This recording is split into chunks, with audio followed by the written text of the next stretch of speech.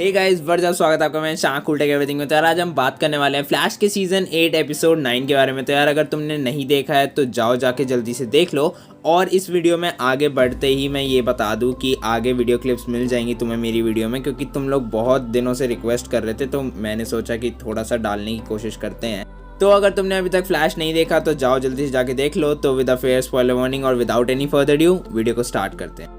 तो episode start होता है डियोन के साथ और डियोन आयरिस का टाइम सिकनेस का चेकअप करने आया होता है, मतलब उसकी टाइम सिकनेस कैसी चल रही है। और आयरिस बोलती है कि मुझे कुछ गड़बड़ लग रही है, भले ही तुम्हें सब कुछ ठीक लग रहा हो। बट डियोन कहता है कि ऐसा नॉर्मल है टाइम सिकनेस के मामले में। अभी मैं भी इसके बारे में ज़्यादा नहीं जानता, बट आयरिस बताती है कि कैसे उसकी मेमोरी फेड हो रही है। जैसे उस दिन की बात बताती है जब वो जो के साथ डिनर कर रही होती है, और डियोन उस पर कहता है कि हो सकता है ये सिंपल जस्ट ऐसे ही तुम्हारी मेमोरी फेड हो गई हो। ऐसे तो मेरे साथ भी बहुत बार होता है जबकि मैं एक स्टिल फोर्स हूँ।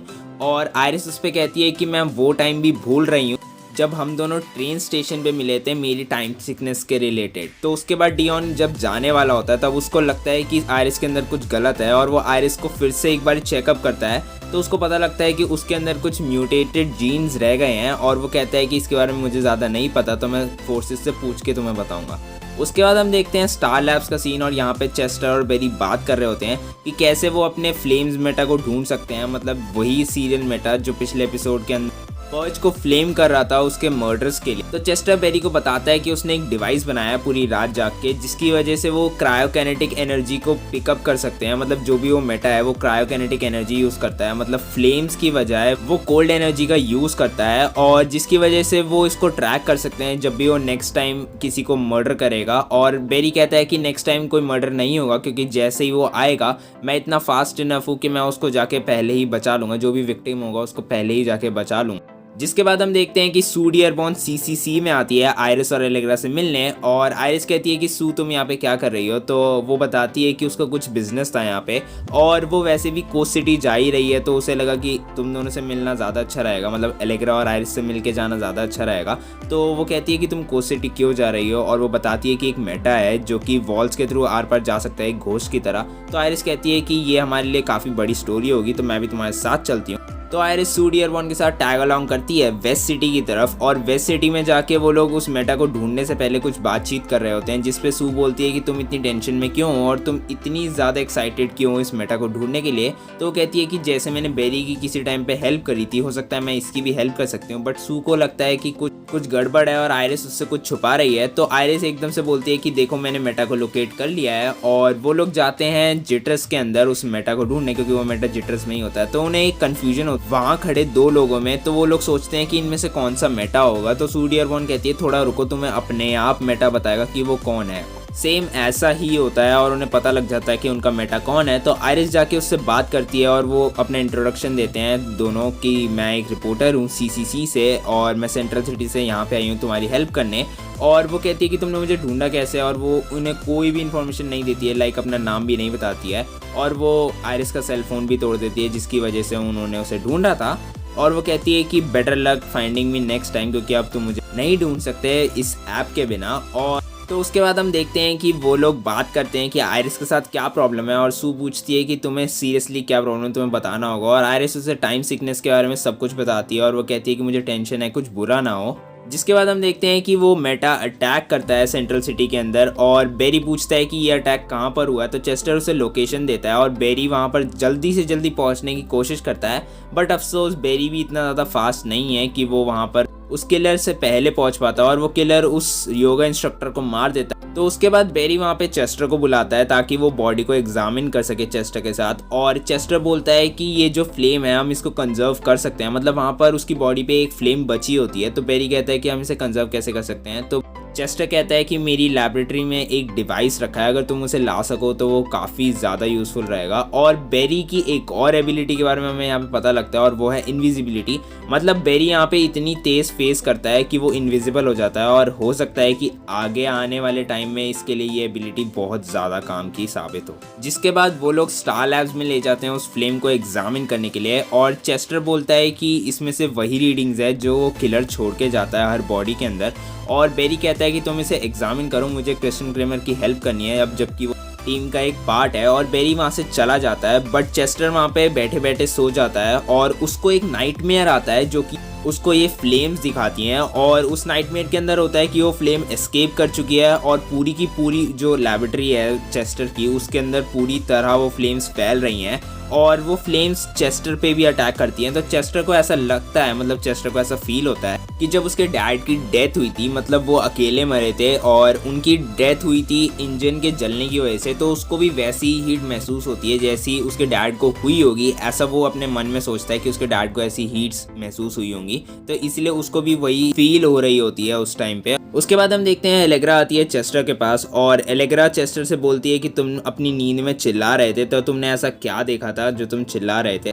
वहाँ पर किलर फ्रॉस्ट और सेसील भी होती है और सेसील बोलती है कि इसके दिमाग के साथ कुछ बहुत ही ज़्यादा गलत हो रहा है क्योंकि मैंने इसका माइंड रीड किया था और मुझे बहुत ज़्यादा ग्रीफ महसूस हो रहा है। तो एलेग्रा बोलती है कि तुम्हारे साथ ऐसा क्या हुआ था और तुमने नाइटमेयर में ऐसा क्या देखा था। और इतने में वो आगे बातचीत करते हैं, वो फ्लेम सही में एस्केप हो जाती है और वहाँ पे पड़ी टेबल के ऊपर वो स्प्रेड होने लगती है और चेस्टर को वहाँ पे थोड़ा सा बर्न भी हो जाता है हैंड पे। बट इतने में ही बेरी आ जाता है और बेरी उन दोनों को आके बचा लेता है, जिसके बाद बेरी को देख के वो फ्लेम्स गायब होने लगती हैं। बट फ्लेम्स गायब होने से पहले उस फ्लेम्स के अंदर एक बॉडी फिगर दिखती है और बेरी और एलेग्रा दोनों को ही पता नहीं लगता कि वो फिगर कौन है। बट उसके बाद हम देखते हैं कि आयरिस को पता लग जाता है कि टानिया कहाँ पर है, मतलब टानिया उस मेटा का नाम है जो कि घोस्ट टाइप पावर्स रखती है और उसे पता लग जाता है कि उसकी मॉम लापता थी और वो एक फॉस्टर पेरेंट के पास रहती थी, तो वो अपनी मॉम को ढूंढ रही है ताकि वो अपनी मॉम को बता सके वो कितनी स्पेशल है, मतलब वो अब जबकि मेटा बन गई है। तो वो बोलते हैं कि हम तुम्हारी हेल्प करेंगे।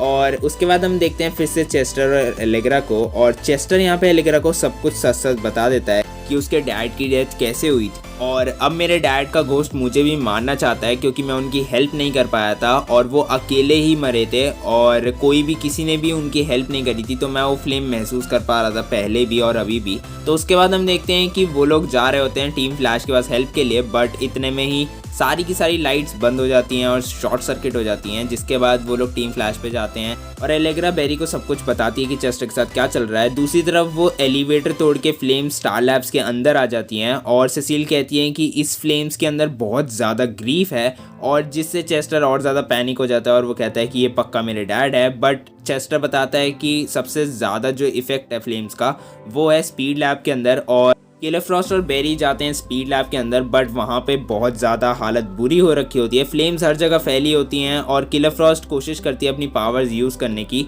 बट फ्लेम्स के ऊपर कोई भी इफेक्ट नहीं होता है। और दूसरी तरफ हम देखते हैं कॉर्टेक्स के अंदर चेस्टर के डैड आ जाते हैं। वो और कोई नहीं, वो फ्लेम्स मैनिपुलेट कर रही होती है चेस्टर को ताकि वो चेस्टर को भी बर्न कर सके, मतलब चेस्टर की बॉडी को भी बर्न कर सके ताकि वो एनर्जी ले सके। और स्पीड लैब पूरी तरह जलने ही वाली होती है, बट बेरी केटलिन और अपने आप को फेस करता है ताकि वो फ्लेम्स उनके आर पार चली जाएं अगर वो ज़्यादा पास भी आ जाएं तो। और चेस्टर यहाँ पे उन फ्लेम्स को रिजेक्ट कर देता है कि वो तुम मेरी डैड नहीं हो और तुम मुझे यहाँ से नहीं ले जा सकते, तो गो टू हेल। और वो फ्लेम्स वहाँ से गायब हो जाती हैं और सेसील की हालत भी थोड़ी बहुत ठीक हो जाती है, वरना कोई भी मेटा आता है सबसे पहले सेसील ही होती है जो पागल होती है। तो उसके बाद हम देखते हैं टीम फ्लैश डिस्कस करते हैं कि ये जो फ्लेम्स हैं ये कैसे काम करती हैं और ये कोई मेटा नहीं है जो फ्लेम्स को कंट्रोल कर रहा है, बट फ्लेम्स का अपना एक माइंड है। बेसिकली ये फ्लेम्स अलाइव हैं और कोई मेटा नहीं है जो इन्हें कंट्रोल कर रहा है। और यहीं पे एपिसोड एंड हो जाता है। बट उसके बाद हमें दिखता है पोस्ट क्रेडिट सीन जिसके अंदर आयरिस और बेरी बात कर रहे होते हैं और आयरिस अभी भी वेस्ट कोस्ट सिटी में है और बेरी कहता है कि अच्छा है तुम वहाँ पर हो क्योंकि यहाँ पर अभी जब तक ये फ्लेम्स का केस चल रहा है तब तक यहाँ पे कोई भी सेफ नहीं है। और वो कहता है कि मैं खुश हूँ कि तुम और भी मेटास की हेल्प कर रही हो जैसे तुमने किसी टाइम पे मेरी करी थी, अगर तुमने वो आर्टिकल नहीं लिखा होता तो स्ट्रीक वाला। जिसके बाद बेरी की कॉल कट जाती है और आयरिस के सामने आता है डियॉन और डियॉन कहता है कि मेरे पास तुम्हारे लिए एक बैड न्यूज़ है, मुझे पता है तुम्हें क्या हुआ है। और यहीं पे ये लोग एपिसोड को एंड कर देते हैं, एटलीस्ट बता तो देते कि प्रॉब्लम क्या है। बट नेक्स्ट एपिसोड में हमें ज़रूर पता लग ही जाएगा। और तुम लोगों को कैसा लगा एपिसोड कमेंट सेक्शन में ज़रूर बताना। मेरे हिसाब से ये एक एवरेज एपिसोड था जैसे कि सारे एपिसोड्स थे, बट एवरेज एपिसोड से थोड़ा सा ऊपर था क्योंकि इसमें फाइट्स और स्टोरी और एपिसोड से ज़्यादा अच्छी थी और प्लॉट भी थोड़ा ज़्यादा स्ट्रॉन्ग था और एपिसोड से। तो मेरे हिसाब से ये एवरेज से थोड़ा सा ऊपर एपिसोड था। मुझे कमेंट सेक्शन में ज़रूर बताना तुम्हें कैसा लगा, अच्छा लगा हो बुरा लगा हो ज़रूर बताना। वीडियो अच्छी लगी हो तो प्लीज़ लाइक करना, चैनल को सब्सक्राइब करे बिना कहीं मत जाना। मैं मिलता हूँ अपनी नेक्स्ट वीडियो में। This cool take everything and peace out.